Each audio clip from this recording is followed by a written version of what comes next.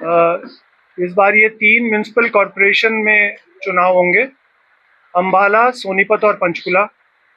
Municipal council Rewari का चुनाव होगा और म्यूनिसिपल कमेटी दारूहेड़ा, उकलाना और सांपला का होगा। उसके साथ टोहाना, झज्जर, राजौंद, कनीना, तराउडी और सधौरा में बाई इलेक्शन होंगे वार्ड से। हम लोग इस बार पंचायती राज के जो हमारे बाई इलेक्शंस है वो भी इसके साथ ही कर रहे हैं ताकि दोनों इकट्ठे हो जाएं। पंचायती राज के इलेक्शंस में 2 जिला परिषद के इलेक्शन होंगे, एक करनाल में होगा और एक पानीपत में होगा। 12 पंचायत समितियों के इलेक्शन होंगे, 29 सरपंच और 485 पंच, टोटल 528 है। और ग्राम पंचायत मंडी आदमपुर, जवाहर नगर, ब्लॉक आदमपुर हिसार में, और ग्राम पंचायत गोविंदपुरा और पोलर, ये ब्लॉक 7 कैथल में है। इनका पहली बार ये आम चुनाव होगा।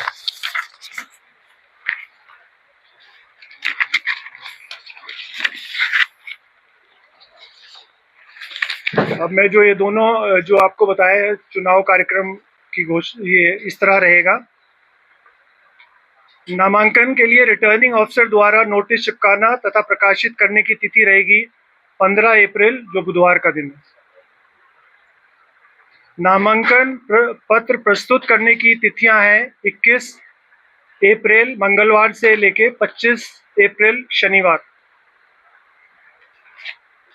नामांकन पत्रों की जांच पड़ताल करने की तिथि है 27 अप्रैल सोमवार। उसी दिन उम्मीदवार 28 अप्रैल को उम्मीदवारी वापस लेने की अंतिम तिथि है। 28 तारीख को ही चुनाव लड़ने वाले उम्मीदवारों को चुनाव चिन्ह बांटे जाएंगे और उसी दिन ही चुनाव लड़ने वाले उम्मीदवारों की सूची चिपका दी जाएगी प्रशासन द्वारा। चुनाव की तिथि है रविवार 10 मई 2026। चुनाव का समय रहेगा 8 बजे से 6 बजे तक। यदि दोबारा मतदान की जरूरत पड़ी तो वो दोबारा मतदान होगा 12 मई को मंगलवार, और मतगणना की तिथि 13 मई 2026 को। और जो ये पंचायती राज संस्थाओं की जो गिनती है वो हम कोशिश करेंगे कि उसी दिन इलेक्शन के बाद हम उसको पूरा करें। जो भी इन इलेक्शंस के नामांकन फॉर्म और नामांकन के साथ दिए गए जाने वाले शपथ पत्र है, उसका फॉर्मेट हमने राज्य निर्वाचन आयोग की वेबसाइट पर उपलब्ध करा दिया है। ये पहली बार है, ताकि जो भी उम्मीदवार हैं वो उससे डाउनलोड करके और उस पर अपना नामांकन भर सकें।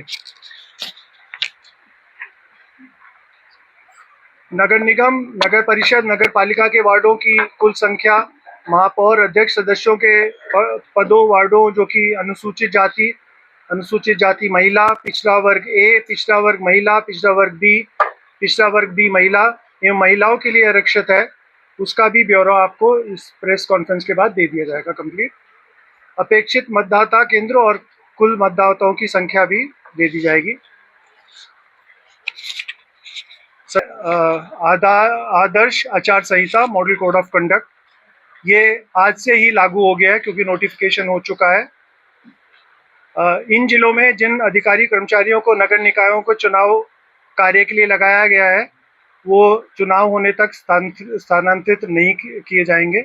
इसके अलावा चीफ सेक्रेटरी को भी एक लेटर लिख दिया गया है कि मॉडल कोड ऑफ कंडक्ट में जो जो चीज़ें प्रशासन और राजनेता नहीं कर सकते हैं वो उनको लेटर लिख दिया गया है ताकि उसका सख्ती से पालन किया जाए।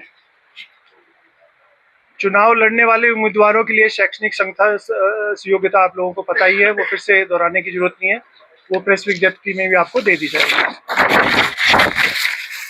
इसी तरह जमानत जमा राशि, खर्चा सीमा मैं आपको बता देता हूँ। महापौर, अध्यक्ष और नगर निगम, नगर परिषद, नगर पालिका के सदस्य के लिए चुनाव लड़ने वाले उम्मीदवारों के लिए खर्चा सीमा इस प्रकार होगी।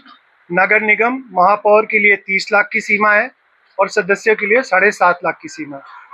नगर परिषद के अध्यक्ष की सीमा खर्चे की 20 लाख रुपए है और सदस्य की 4.5 लाख रुपए है।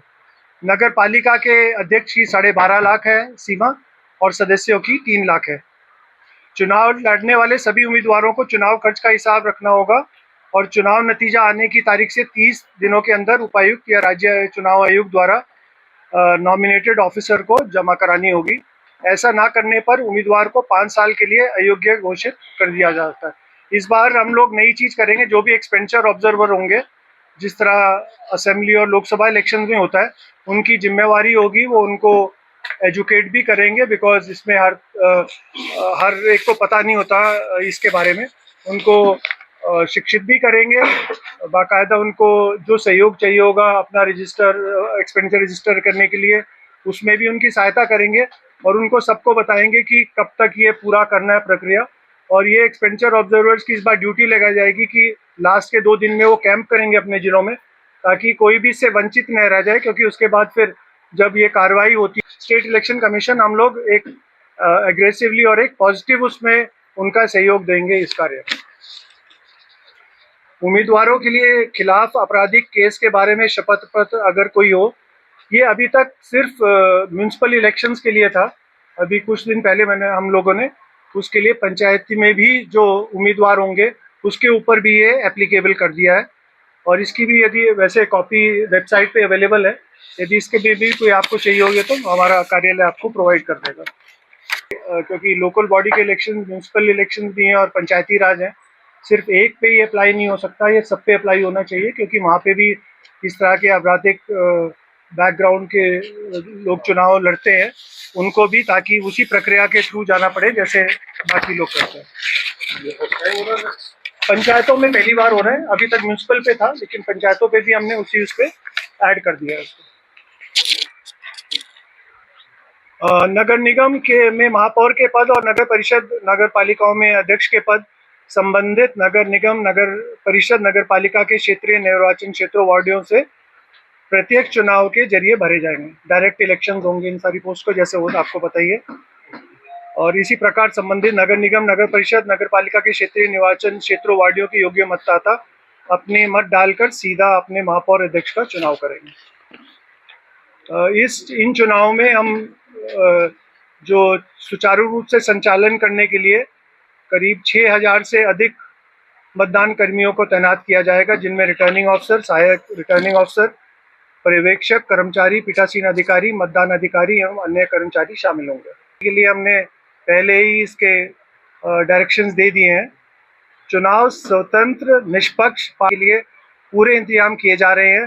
पोलिंग स्टेशनों पर कानून व्यवस्था बनाए रखने के लिए पर्याप्त मात्रा में पुलिस फोर्स तैनात की जाएगी और संवेदनशील और अति संवेदनशील इलाकों में अतिरिक्त पुलिस फोर्स भी दी जाएगी। ये जितने चुनाव होंगे ये सब ईवीएम के थ्रू होंगे।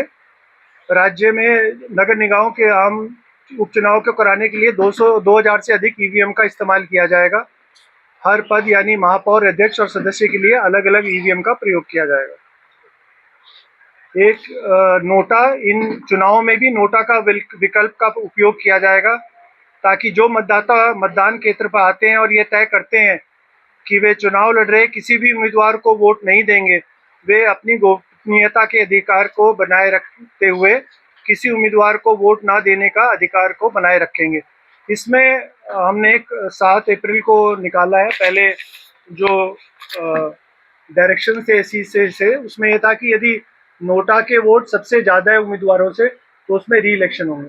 तो वो हमने सुप्रीम कोर्ट का भी है, इलेक्शन कमीशन का भी है और सब जगह है। हमने अभी कहा है नोटा का प्रयोग तो होगा, लेकिन नोटा की वोटों को निकाल के जिसका सबसे अधिक वोट होंगे उसको निर्वाचित घोषित कर दिया जाएगा। 35 है और फिर 25 है, तो 35 वाला उम्मीदवार निर्वाचित घोषित। नोटा बाहर हो जाएगा। ये हम लोगों ने नोटा कैंडिडेट नहीं है, इसके लिए हम लोगों ने 7 April, yes it was there but we change it. निर्वाचन आयोग द्वारा प्रकाशित की गई विधानसभा की मौजूदा मतदान सूची के आधार पर नगर निगम, परिषद, पालिका की मतदाता सूचियां तैयार अपडेट कर दी हैं। ये जो हमारे एक्ट और रूल्स के अकॉर्डिंग है, उसके अकॉर्डिंग है। हालांकि अगर कोई व्यक्ति जिसका नाम संबंधित नगर निगम, परिषद, पालिका की वार्ड वाइज मतदाता सूची में शामिल नहीं है, लेकिन उसका नाम संबंधित विधानसभा चुनाव क्षेत्र की मतदान सूची के संबंधित भाग में मौजूद है, तो वह नामांकन दाखिल करने की आखिरी तारीख तक नगर निकाय की मतदान सूची में अपना नाम शामिल करने के लिए रिटर्निंग ऑफिसर से आवेदन कर सकता है। पंचायती राज में शायद ये फर्स्ट डे ऑफ नॉमिनेशन। ये जहाँ जहाँ हमें लग रहा है कि दोनों में सिमिलैरिटी नहीं है, जहाँ हम अपने लेवल पे कर रहे हैं, हम नोटिफिकेशन कर रहे हैं, जहाँ पे हमें लगता है कि हमें सिमिलर करने चाहिए वो हम राज्य सरकार को प्रस्ताव भेज रहे हैं, और होपफुली अगले चुनाव में दोनों में कोई विसंगति आपको नहीं मिले, वो हमारे पास जल्दी से जल्दी आए। और यहाँ पे भी हम लोग कोशिश करेंगे कि उसकी शिकायत का निवारण भी बहुत जल्दी किया जाए।